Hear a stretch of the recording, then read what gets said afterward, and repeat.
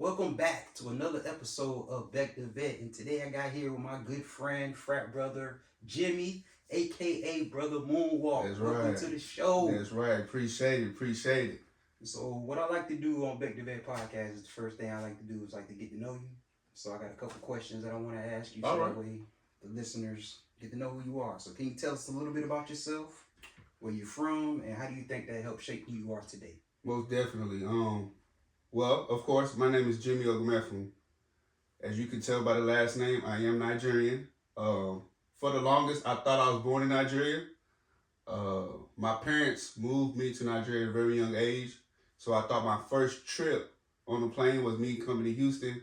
Came to find out that I was born in Houston, Texas, the greatest city and the greatest state in the world. I ain't say anything else, but Houston, Texas is my birthplace.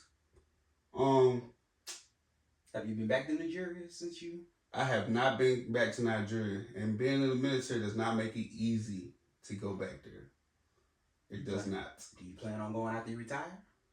Actually, I do. I want to take my wife, and I do want my kids to see their roots, basically, see where I'm from, to see what I grew up like, and what helped me to become the man I am today. And I will say, I didn't ask this question, but I went to your wedding with you and You did. You had a lot of the Nigerian That's traditions right. in the wedding, so That's I thought right. that was amazing. And it was funny because we had the Nigerian food and the American food, and nobody went to the American food. Majority of everybody went to the Nigerian food. So that was, I'm glad we had it there, and I'm glad we planned to have more than enough. Because at first we're just going to have it enough for the Nigerian entities.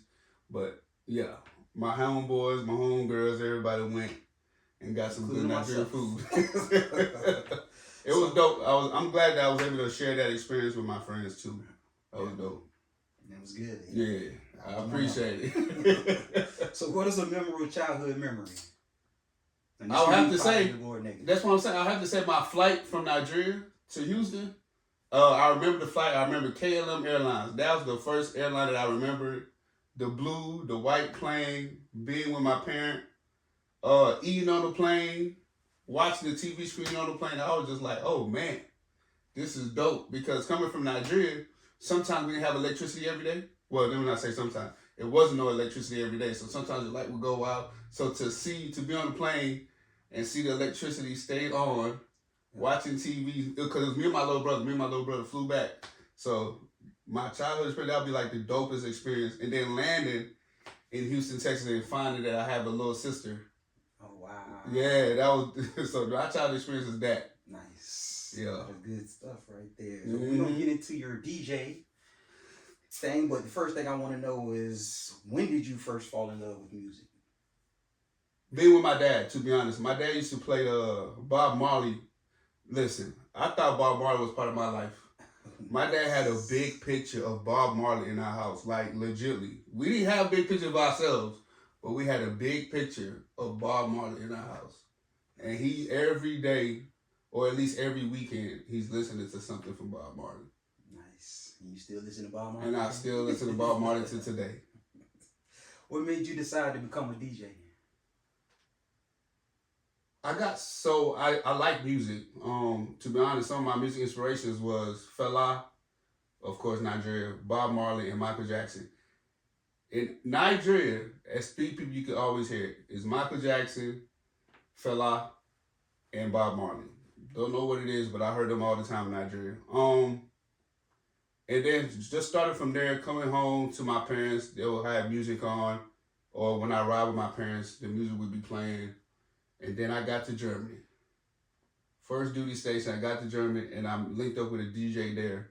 And I just saw how he moved the crowd and how he enjoyed it. And he let me play with his boards a little bit, and I was just like, oh, this is dope. Nice. This is dope. So what separates a good DJ from a great DJ? A good DJ from a great DJ. If you could read the room.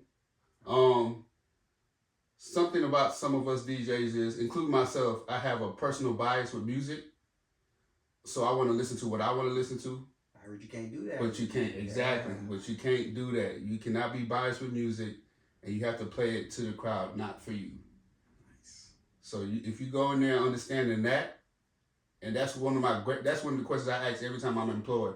Hey, what genre of music do you like, or what's your favorite artist, so I can make sure that I have it in my music catalog, and I can make sure I entertain the person who's actually hiring me and also the crowd.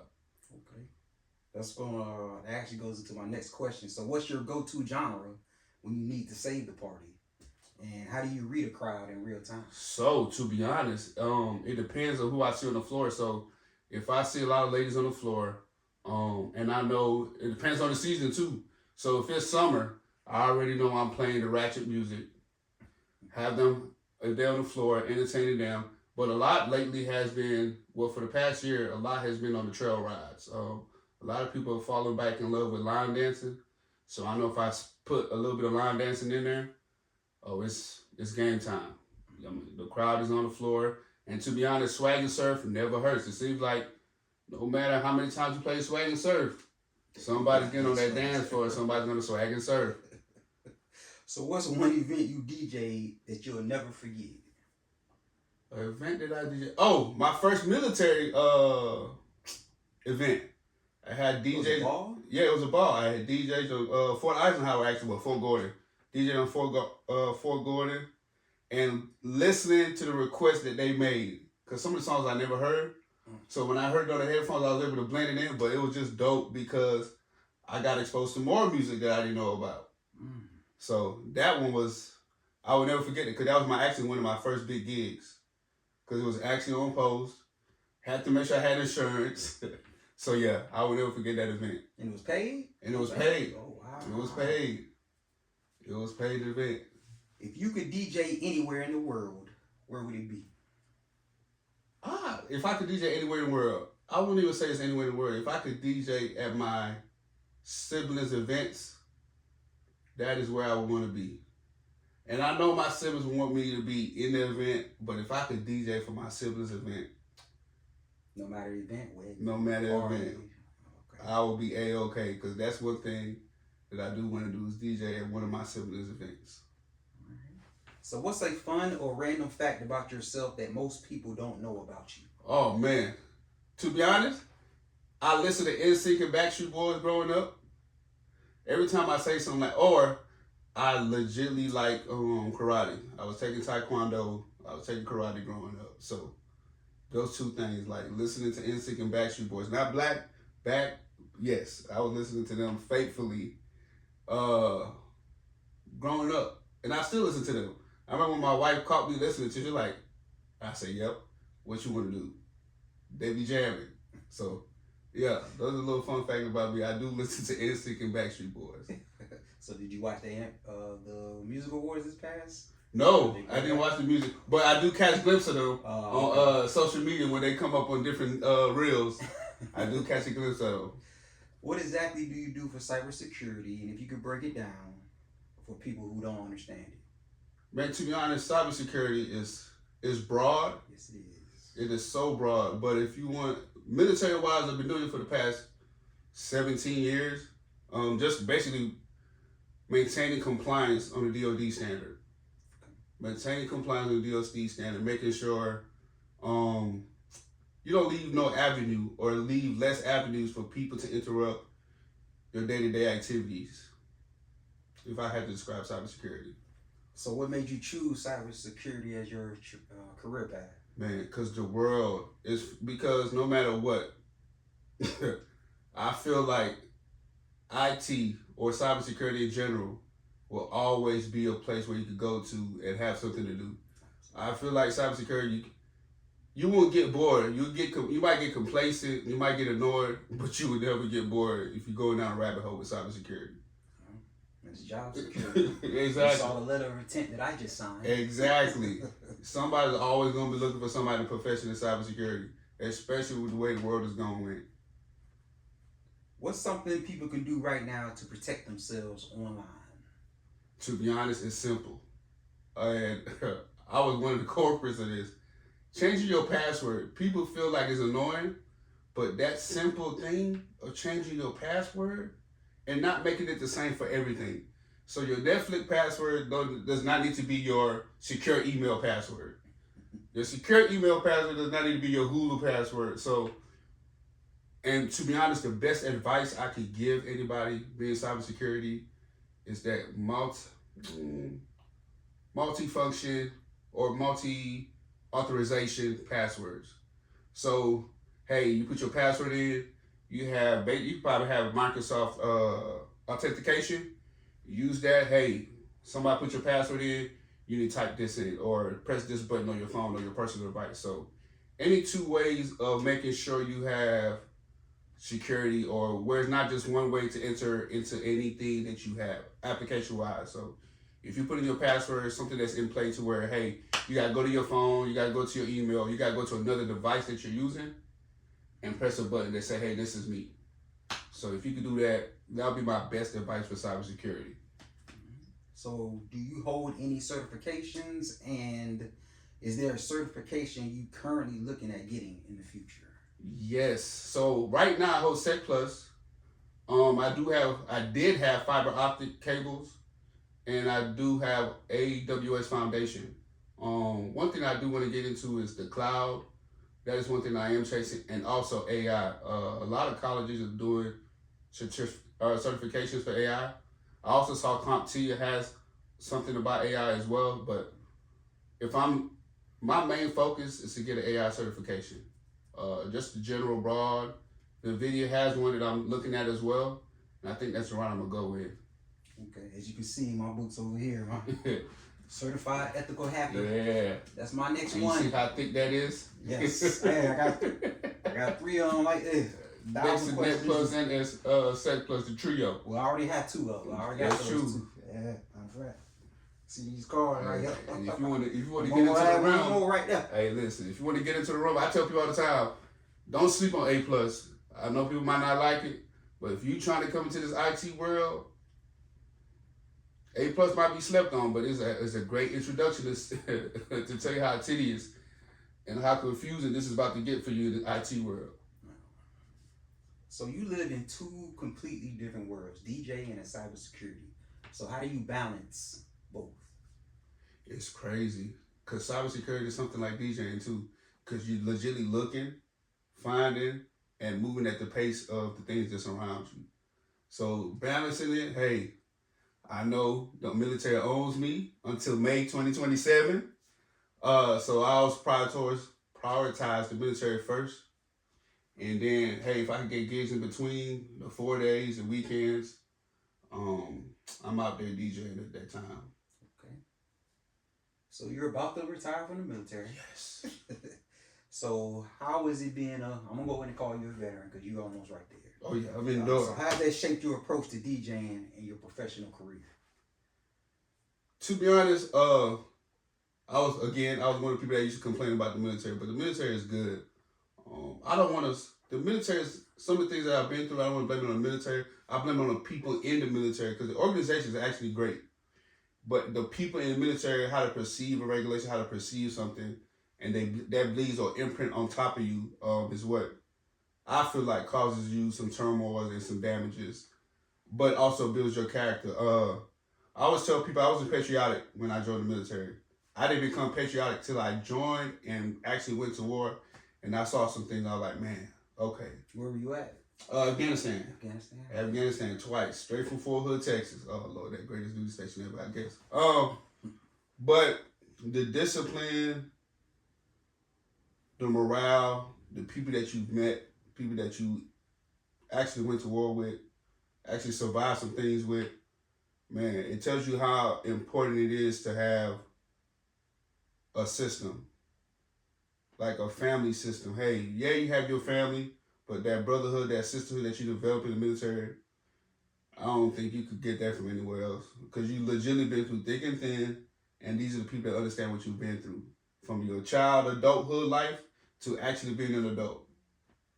So, yeah, I have to say taking that from the military will be the discipline. And it's crazy because I feel like my mom and dad raised me to be in the military without raising me to be in the military, because what I went through with them, the military was easy. The basic AIT was easy for me, because it was like, oh man, I've been through some good strength and good discipline before I joined the military.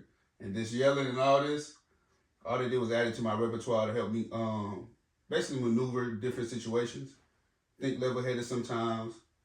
Not to have my back towards the door. That's one of my main things right now. But other than that, I got to give it to the military. It has shaped me to be a better person than I was before I joined. So you are also a member of Kappa Lambda Chi Military Fraternity Incorporated. So what advice would you give to other veterans or members of the armed forces who want to join our organization? Man, that's a great question. What would I tell somebody who wants to join Kappa Lambda Chi Military Fraternity? I would tell them to find the nearest chapter next to them and actually meet up with those members, see how they operate, go to the community service events, learn, do your own research, because again, one thing I've learned about organizations is the organizations have their own vision and mission, but the people in those organizations might have their own vision and mission as well. So you have to do it for you, learn the organization that you're about to join, and make sure that your beliefs and your principles align with that organization. So when you do join and you do meet the brotherhood, you're not easily swayed by somebody's personal agendas or personal vision and mission. Good advice. So let's talk about your future plans and reflect a little bit. So if you could go back and give your younger self one piece of advice, what would it be? If I could give myself one piece of advice in my past, pray more. Listen to my parents more. I wouldn't change. To be honest, I wouldn't change no more. It'll just be, hey, don't grow up too fast. It's okay to enjoy life at that level where your parents were actually are guarding you, protecting you from the real world for a little bit.